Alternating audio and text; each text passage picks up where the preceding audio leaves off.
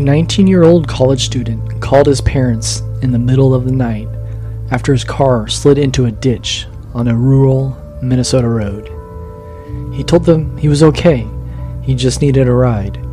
So his mother and father got in the car and started driving to find him while he stayed on the phone, walking through the dark toward what he thought was a nearby town. For about 47 minutes, his father listened as Brandon Swanson described fences, fields, and lights in the distance. Then all at once, Brandon said 2 words, "Oh shit," and the line went dead. He has never been seen again.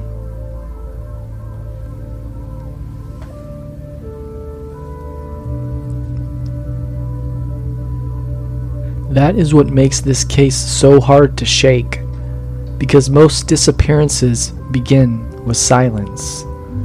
This one began with a voice, a live voice, a son talking to his parents in real time, close enough to hear breathing, footsteps, the strain in his voice, the confidence that he would be home soon. And even with all that, he still vanished. This is the story of Brandon Swanson and the last words on the phone. Brandon Victor Swanson was 19 years old in May of 2008. He was from Marshall, Minnesota, and had just finished classes at Minnesota West Community College and Technical College's Canby campus, where he was studying wind energy. By all public accounts, he was a normal young man at the start of his adult life, wrapping up school and making plans for what came next.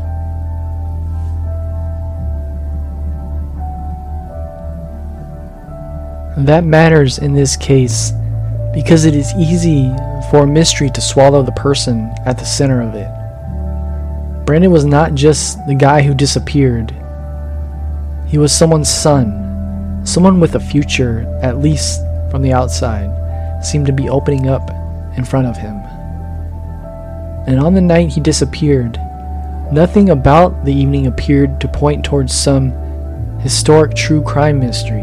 It looked at first like a normal night for a 19-year-old celebrating the end of the school year.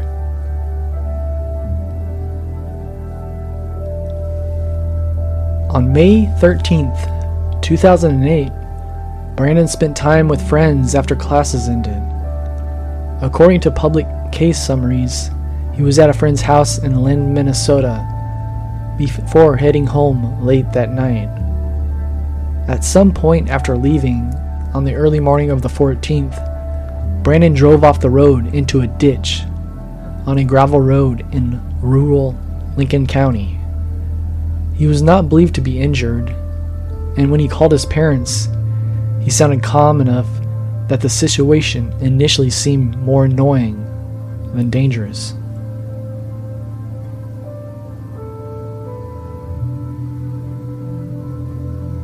And honestly, this is part of why the case feels so cruel, because everyone in the story thought this was manageable. A car in a ditch is not good, but it is also not extraordinary. You call home, you explain where you think you are, and your parents come pick you up.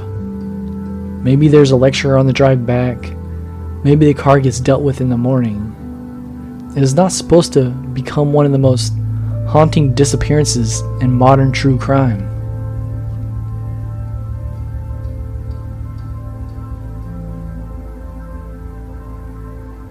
Public accounts place Brandon's call to his parents at around 1:54 a.m. He told them his Chevy Lumina was stuck in a ditch and asked for a ride. He believed he was near Lind, a town not far from Marshall, and gave directions based on that assumption. So his parents got in their vehicle and started toward the area where Brandon thought he was stranded.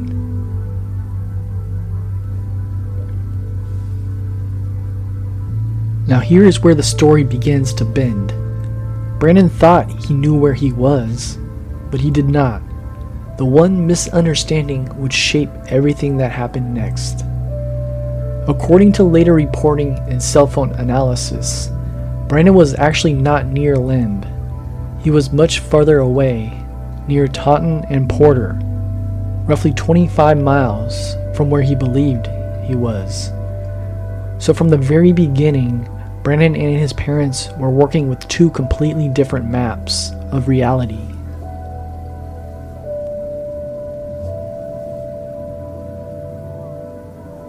That is such a nightmare detail because it means everybody was acting rationally based on bad information. Brandon was trying to guide his parents. His parents were trying to follow his directions. And both sides were sincere. Both sides were trying. But they were trying inside a mistake.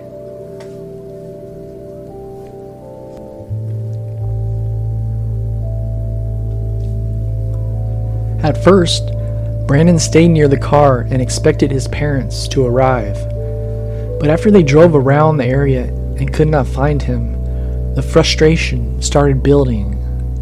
At one point, Brandon told them he could see lights from where he thought was the town of Lind, and decided to start walking towards them while staying on the phone with his father. That decision turned a simple pickup into a 47-minute walk through darkness, across farmland, along gravel roads, and over uneven terrain.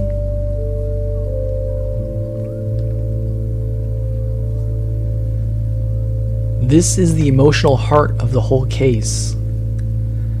Because for those next 47 minutes, Brandon was not missing in the way missing people usually are. He was still there. His father could hear him, hear the movement, the interruptions, hear the little details that make a person feel close enough to touch. And yet every minute that passed seemed to carry him farther out into the dark.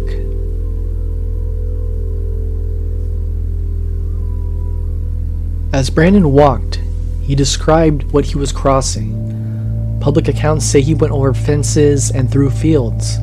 At one point, he mentioned hearing running water. His parents kept driving and searching and flashing their headlights at times, hoping Brandon would see them. Brandon, meanwhile, insisted he could see lights and that he was headed in the right direction. But because he was not where he thought he was, none of it ended lining up.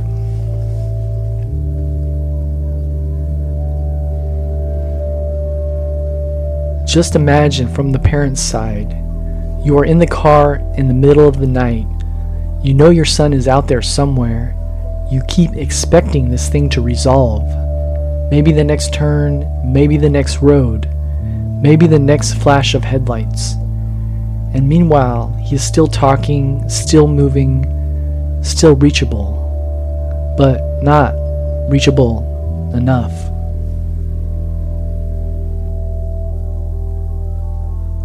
There is something especially brutal about the fact that this was not silence. Silence, in a strange way, at least announces itself. But a phone call gives you hope. A phone call makes you think we still have time.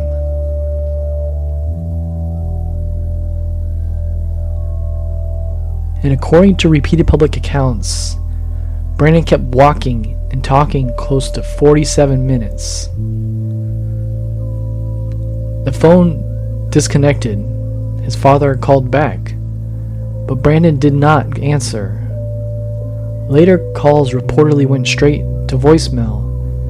Those two words are the last confirmed thing anyone ever heard Brandon say.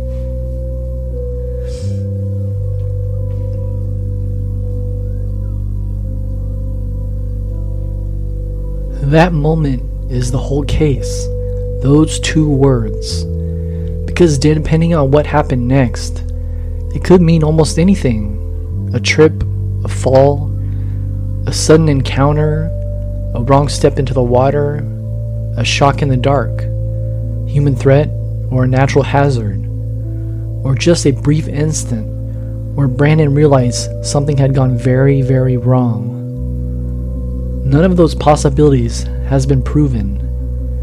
They are the main interpretations people have drawn from the final moment of the call.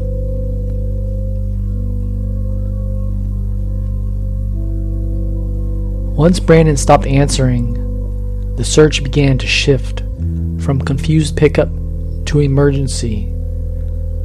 Authorities later located Brandon's car in a ditch near Porter, confirming what the family had already begun to realize. Brandon had not been near Lind at all. Reports on the case say the car was found abandoned, with no sign of Brandon nearby. The discovery corrected the geography, but it also deepened the mystery, because now the question was not just where he had gone, it was now how far he had walked and what he had walked into. Search teams began combing the area.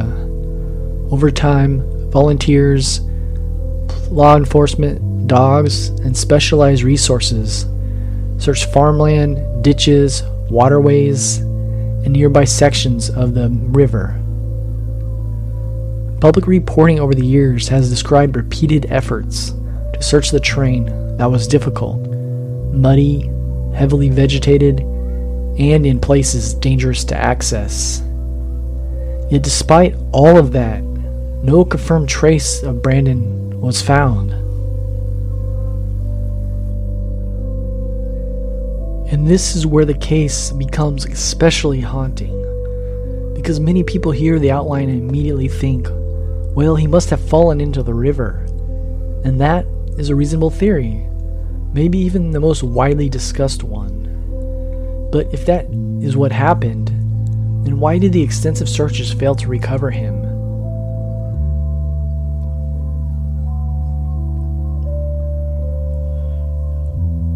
The most common theory is that Brandon accidentally fell into the water or another hidden hazard.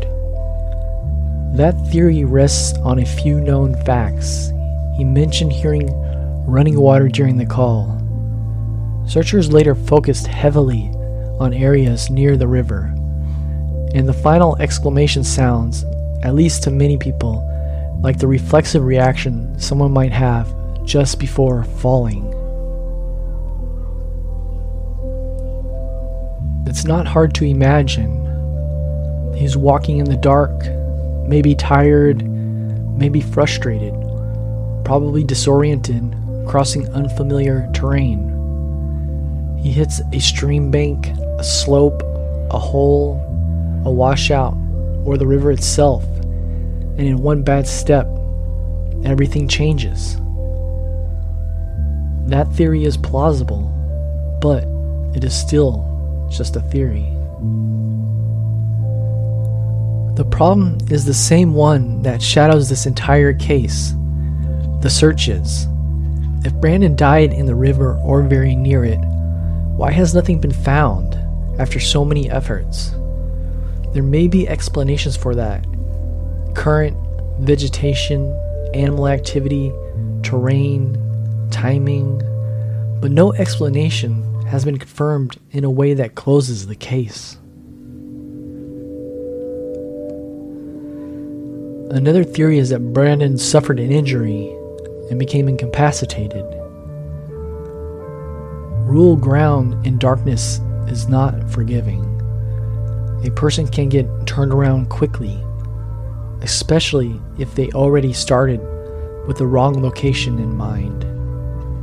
And because Brandon was walking through farmland and crossing fences, it is conceivable he ended up in a spot difficult enough that searchers missed him, especially in the early stages.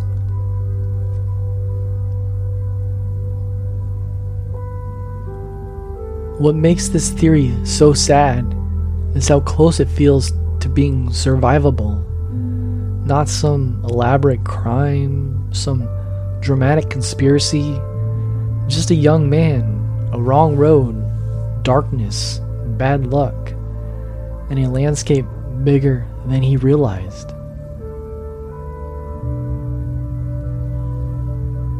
But the same unanswered problems remain.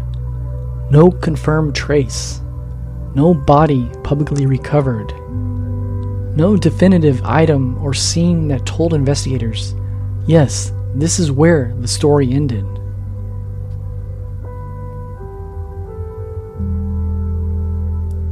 Then there is the possibility that someone else became involved after Brandon's last words. This is the theory that tends to pull people in because it introduces a human threat into a story already filled with dread. In some tellings of the case, listeners wonder if Brandon encountered a person, a vehicle, a landowner, or someone with bad intentions out in the dark. Public case materials do not establish evidence for that scenario, but they also do not fully eliminate it, which is part of why the question persists. To be careful here, there's no public proof that Brandon was abducted or attacked, but there is also no proof available publicly that he simply fell and died. That ambiguity is what keeps this case open in people's minds. Because when someone vanishes during a live phone call and leaves behind no confirmed physical explanation, the imagination starts filling the silence.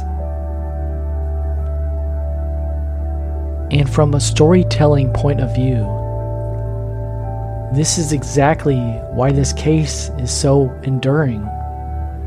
It offers multiple plausible endings and confirms none of them.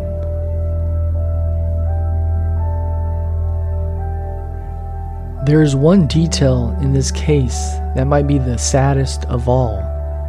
Brandon's parents were there, not physically beside him, but there. They answered the phone, they got in the car, they drove into the night trying to find him. And for nearly an hour, they were doing everything a parent would do if their child called and needed help.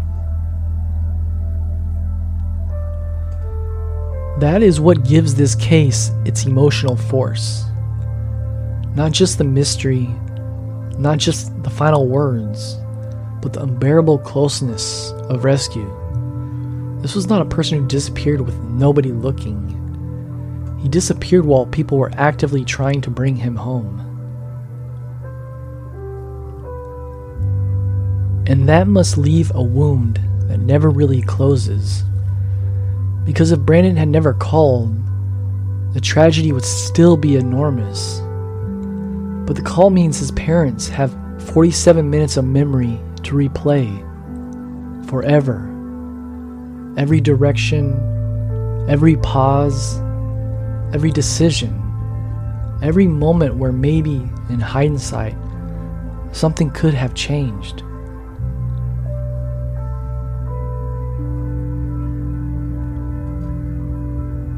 One of the reasons Brandon Swanson's name remains known beyond true crime circles is that his disappearance changed a lot in Minnesota.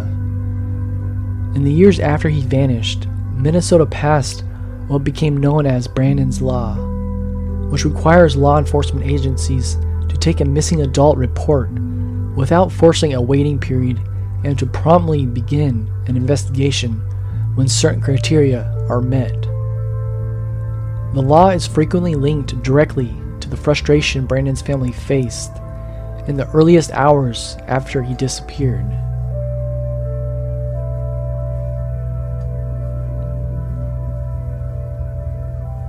That part of the story always lands in a strange way. Because it is meaningful, it matters. It may have helped other families, but it also sits beside the much harsher truth that the person whose disappearance inspired the law is still missing.